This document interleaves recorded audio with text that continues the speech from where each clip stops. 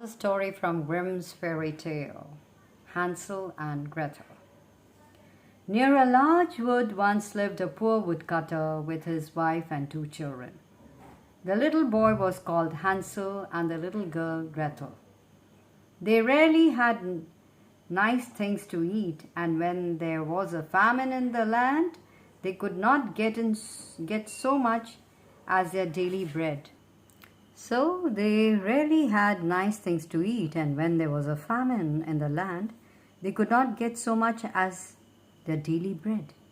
As he lay in bed at night, the father was greatly troubled. He sighed and groaned and said to his wife, "What is to become of us? How are we to feed our little ones when we haven't anything ourselves?" "I tell you what, husband," answered the woman. "Tomorrow morning early we will lead the children far into the wood, light them a fire, give each a bit of bread, and then go to our work and leave them alone.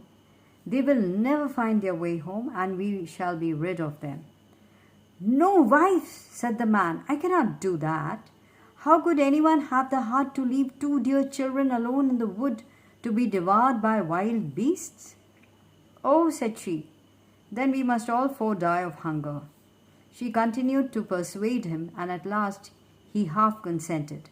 The two children were so hungry that they had not been able to go to sleep, and they had overheard what their stepmother proposed to do with them.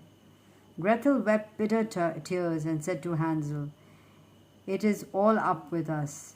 "Don't cry, Grethel," said Hansel. "I will see that this doesn't happen." When the old couple had fallen to sleep, he put on his little coat, crept down, and let himself out at the back door. The moon was shining brightly, and the white pebbles on the path in the front of the house shone like new coins. Hansel stooped and stuffed his coat pockets full of pebbles. Then he went back and said to Grethel, "Be comforted, little sister, and go to sleep. God will not forsake us." And he lay down on his little bed. When day dawned, the woman called to the two children and told them to dress before the sun was high. "Get up, both of you," she said, "and come into the wood and pick up sticks."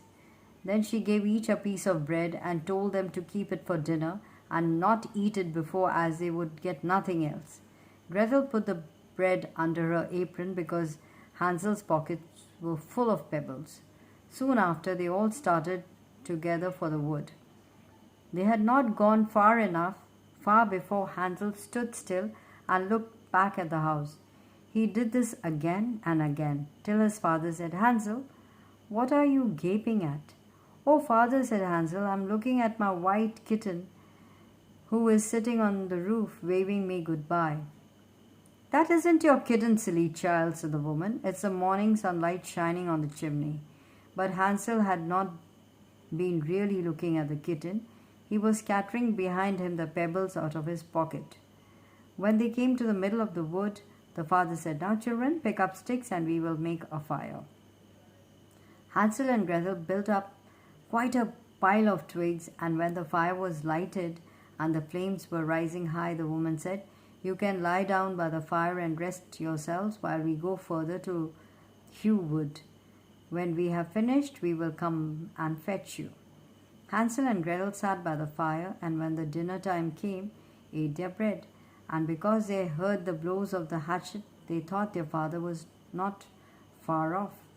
But it was not the hatchet they heard, but a branch that he had tied to a rotten tree, and when the wind blew up and down, a rotten tree, and which the wind blew up and down. And when they sat such a long time that for very weariness they closed their eyes and went to sleep. They did not wake till it was night and pitch dark. Gretel began to cry and said, "We will never find our way out of the wood." "Wait," said Hansel, "the moon will be up in a minute, and then we'll find our way fast enough." Ere long, the grateful moon rose in the sky, and Hansel took his little sister's hand and followed the track of the pebbles, which shone like silver coins, and showed them the way. They walked the whole night, and at the break of day reached their father's house. They knocked at the door, and when the woman opened it and saw Hansel and Gretel, she said, "Why did you sleep so long in the wood? We began to think you were not coming back at all." The father was delighted to see the children, for it had gone to his heart to desert them so cruelly. Not long afterwards, there was again distress everywhere, and the children heard their mother saying to their father in the night, "There's hardly anything left to eat, only half a loaf of bread. And when that is gone, what are we to do? The children must be done away with. We will take them deeper into the wood this time, so that they will not be able to find their way out. It's the only way to be done to save us." The man's heart was heavy, and he thought, "I would rather share our last crust with the children." But the woman had made up her mind, and all the man said made no difference. When you have said A, you must say B too. And as he had given in the first time, he was obliged to give in the second time. The children, however, had heard the whole of the conversation. When his parents had gone to sleep, Hansel got up again to go out as he had done before and pick up the pebbles, but he found the woman had locked the door. All the same, he comforted his little sister, saying, "Never mind, Gretel, don't weep, but go to sleep. God will take care of us." At dawn, the woman came and roused the children. She gave them each a slice of bread, but it was smaller than last time. As they walked to the wood, Hansel crumbled the bread in his pocket, stood still now and then, and dropped a crumb on the ground. "Hansel, why do you loiter behind and look round?" his father asked. "I'm looking at my little dove who is sitting on the roof to coo goodbye." "Stupid!" cried the woman. "It's not your dove, but the morning sun shining on the chimney." But Hansel went on dropping his crumbs by the way. The woman led the children deeper and deeper into the wood to a part where they never had been before. Again a huge fire was kindled, and their mother said, "Stay here, children, and when you are tired, take a nap. We are going further to chop wood. When we have finished, we will fetch you." When dinner time came, Gretel divided her bread with Hansel because he had scattered his as they came along. When they fell asleep and the evening went by without anyone coming to them, they did not wake till it was pitch dark. Hansel comforted his sister by saying, "Wait till the moon is up, then we will see the breadcrumbs I strewed on the ground, and that'll show us the way home." But when the moon rose, they could see no breadcrumbs, for the bird which flew in the woods and fields had picked up every one. Hansel said, "We shall soon find our way, Grethel." But they did not find it, though they walked the whole night and the whole of the next day. They were still in the wood and faint from hunger, for they had eaten nothing but a few berries, and now, because they were so tired and their legs could not carry them further, they lay down under a tree and fell asleep. The third morning after they had left their father's house, and they were still deeper in the wood and quite lost. If help did not come, they knew they would perish. Then they saw a beautiful snow-white bird sitting on a branch, and it was singing so beautifully that they stopped to listen. It spread its wings, and when it had finished its song, it flew in front of them, and they followed it till it perched on the roof of a little house, which, on coming near, they found was built of bread and thatched with cake, the windows being made of barley sugar. "We will set to work," said Hansel, "and make a good meal for once. I will have a good slice of the roof, and you, Gretel, shall begin with a window, which will taste nice and sweet." Hansel climbed up and broke off a bit of the roof to see how it tasted, and Gretel stood by a window and nibbled it. Then a voice called from inside, "Nibble, nibble, nibble, who's nibbling at my house?" The children answered, the wind, the child of heaven," and ate on quite unconcerned. Hansel, who found that the roof tasted very good, had torn off another great bit, and Gretel had taken out a window pane and sat down to enjoy it. Suddenly the door opened, and an old woman leaning on a crutch hobbled out. Hansel and Gretel shook in their shoes for fright, letting the good stuff fall from their hands. The old woman nodded her palsied head and said, "Dear children, who brought you here? Come in, do not do." and stay with me. No harm shall come to you." She took them by the hand and led them into the house. There was a good dinner stood ready, milk, pancakes with sugar, apples, and nuts. Afterwards, 2 little white beds were uncovered, and Hansel and Gretel lay down in them and felt as if they were in heaven. But the old woman was only pretending to be friendly. She was really a wicked old witch who lay in wait for children and had only had her house built of things good to eat in order to lure them into her clutches. When once she had them safe in her power, she slaughtered, cooked, and ate them. The witch had pink eyes and could not see far, but she had keen scent like animals and could smell human flesh a long way off. Directly Hansel and Gretel came near her house, she had laughed, chuckled wickedly, and said to herself, "I'll have them on toast, and they shan't escape." Early the next morning, before the children were awake, she got up, and as she saw their round, rosy cheeks, she muttered, "There's a tasty dish." Then she shook Hansel, and seizing him with her shriveled hand, carried him to a little stable where she shut him in behind a grating. He howled as loudly as he could, but it was no use. Next she went to Grethel, shook her and screamed, "Get up, lazy girl, and go and draw water to cook your brother something good. He's outside in the stable and must be fattened up. When he's fat, I shall eat him." Gretel began to cry bitterly, but she was forced to do what the wicked witch commanded. Hansel was now given the most nourishing food, but Gretel got only crab shells. Every morning the old witch hobbled to the stable and cried, "Hansel, put your finger out so that I may feel how fat you are getting." But Hansel used to stick out a bone instead of a finger, and the old woman, whose eyes were so dim that she could not see, marveled that he did not grow fat.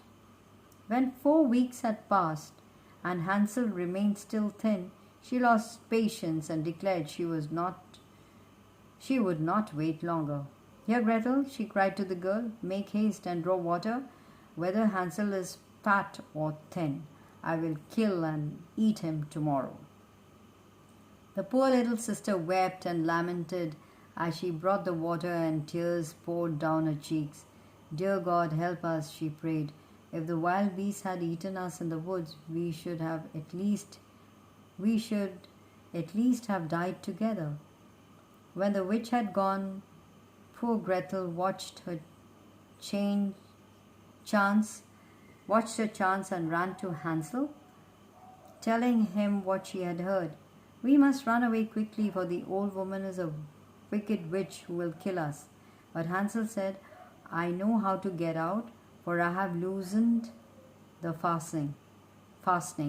But you must first steal her fairy wand, and we may save ourselves if she should follow and bring too the pipe that hangs in her room." Grethel managed to get both the wand and the pipe, and away the children went. When the old witch came to see whether her meal was ready, she sprang in a great rage to the window, and though her eyes were bad, she spied the children running away. She quickly put on her boots, which went yards at a step, and had scarcely made 2 steps with them before she overtook the children.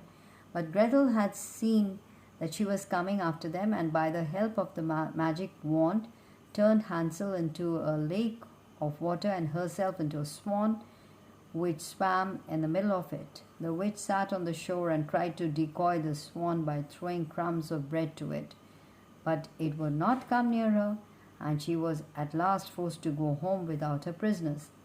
Then Grethel, by means of the wand, changed herself and Hansel back to their proper forms, and they journeyed on until dawn of day. The girl then turned herself into a beautiful rose in the midst of a quickset hedge, and Hansel sat by the side. Soon the witch came striding along. "Good piper," she said, "may I pluck that beautiful rose?" "Oh, yes," said he. She went to the hedge in a hurry to gather the flower, well knowing what it was, and Hansel pulled out his pipe and began to play. Now the pipe was a fairy pipe, and whoever heard it was obliged to dance whether one liked or not. So the old witch was forced to dance a jig on and on without rest, and could not stop to reach the rose. As Hansel did not cease playing for a moment, the thorns tore the clothes from her body and pricked her sorely, and at last she stuck quite fast. Then Grethel set herself free once more, and she and Hansel set out for home. After travelling a long way, Grethel grew tired, so they laid themselves down to sleep in a hollow tree that grew in a meadow near the wood. As they slept, the witch, who had contrived to get out of the prickly bush, came by, and seeing her wand, was glad to lay hold of it. At once she turned poor Hansel into a fawn. When Grethel woke and found that what had happened, she wept bitterly over the poor creature. The tears rolled from his eyes as he laid himself beside her. Grethel said, "Rest in peace, dear fawn. I will never leave you." She took off her long golden necklace and put it round his neck.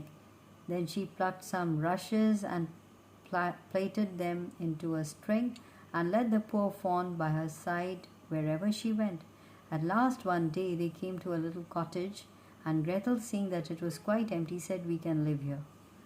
She gathered leaves and moss to make a soft bed for the fawn, and every morning she went out and plucked nuts and berries for herself, and shrubs and tender grass for her friend.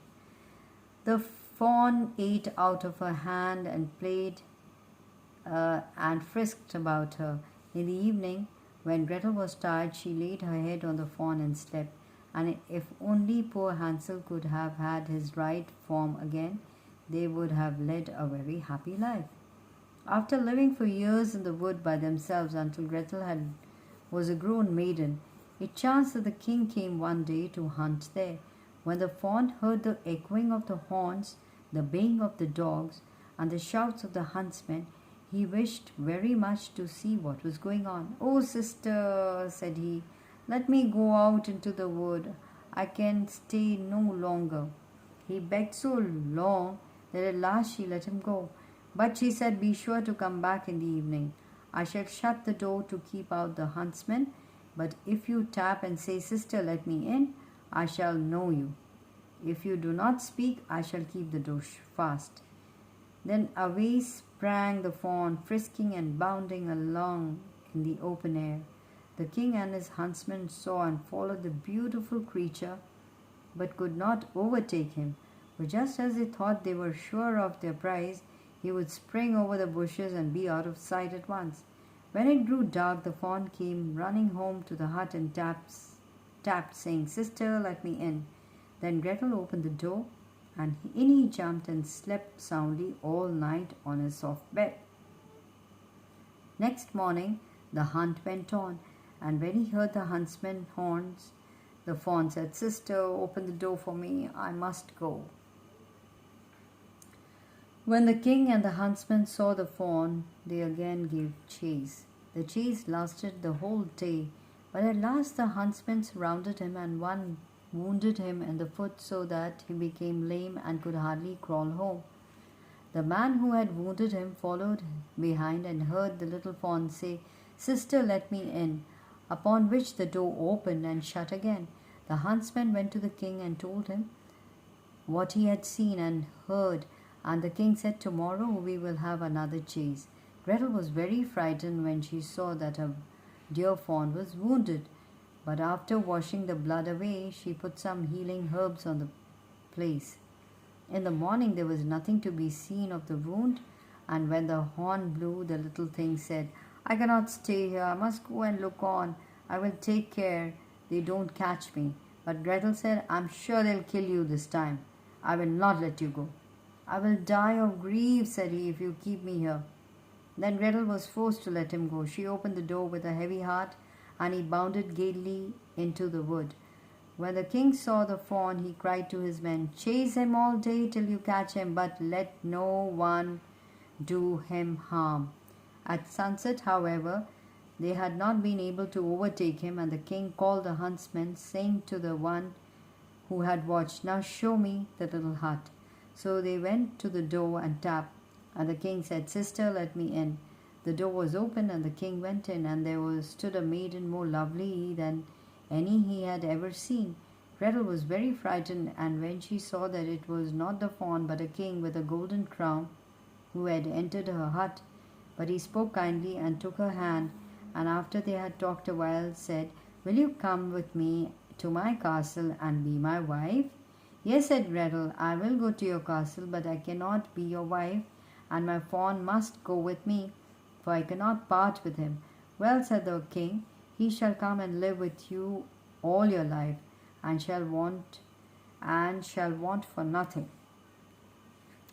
Just then in sprang the little fawn, and Gretel tied the string to his neck, and they left the hut together. Then the king lifted Gretel to his prancing horse, and they rode to his palace, and the fawn running behind them. On the way Gretel told the king her story. He knew the old witch and her wicked ways, and sent for her, commanding her sternly to change the fawn into human form again.